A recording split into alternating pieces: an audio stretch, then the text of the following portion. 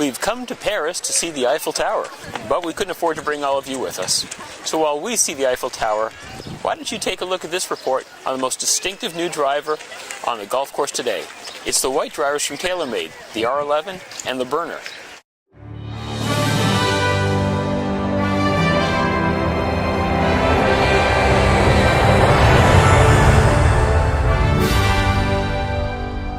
Yeah, for sure. For 2011, for Taylormade, we've got two new drivers. The R11, which is our statement product, and product that will be played on tour. And on the other side, that's more for the technician. And on the other side, we have a player performance driver, which is called Burner. We've had different iterations of Burner in the past, but we've come out with Burner Superfast 2.0 for 2011. Really what we wanted to do was make a statement, and we knew we had some revolutionary technologies in the R11 driver, and the whole R11 name just needed something a little different, and we made the conscious decision to move to white. And not only is R11 white, but Burner Superfast 2.0 is white as well. The three main things about white in a driver and why it will help you is A, it makes the actual head look bigger. The other thing is less hot spots. If you look down on any black driver, you'll see a bunch of hot spots that reflect off the paint. If you look down on the white driver, because of the matte finish, there's no hot spots, so there's nothing glaring back at you. Small little detail, but it does add up. And then the next one is the actual crown to the face and the difference between the white crown and the black face. We got that feedback from the guys on tour, and they just love the contrast. Just helps them line the ball better, and just makes you a little more confident at address. So those three things that the reason why we went to white. So the first step when you get your driver is to figure out your loft. So if you see here, you've got a 9-degree driver. So FCT is this whole setting here, and you can see the screw right here. And if you have a wrench, you could unscrew it, and the head will pop off. If I flip this around a little bit, and you see it higher, or if I flip it down the other way, you see lower. So what you do is just spin the head around. We've made it a little more simpler this year. It's a 1-degree change.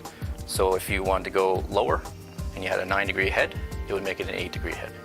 And on the flip side, if you want to go higher, you'd make it a 10-degree head.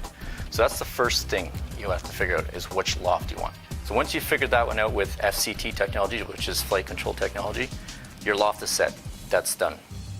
Then you move to the new technology from for R11, which is called ASP, which stands for Adjustable Sole Plate Technology. We got the loft down to where we wanted it. Neutral setting means it's at square address.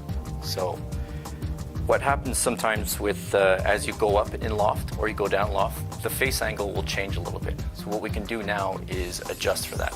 So if you put it down on the ground and you've adjusted your loft, and you see a more of a closed face or an open face, and you want to change that, you have the ability to do that with this. And it's very easy system. You can see here it's a neutral setting, and if you want to, if the club's a little more closed face right now, you can actually go to an open setting. So when you lay it down on the ground, it'll have more of an open look to it. And that's just personal preference. So once you've figured out your loft and your face angle, whether it's open or closed, or people might want to just keep it at neutral, we also have, you can see here, movable weight technology. So you see here, there's a red one, and then there's a yellow one. Red one's a 10 gram, and the yellow one's a 1 gram. So it's basically at that point, it's whether people want heavier weight on the toe or heavier weight on the heel.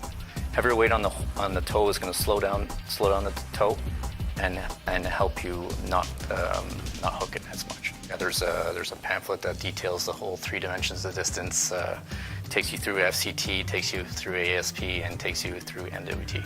We've simplified the process over the years, and that's really the number one thing of what we've tried to do, is try to simplify it for consumers. Yeah, so similar to what we saw on the R11 side, we also have Burner Superfast 2.0 driver, which is at retail outlets right now.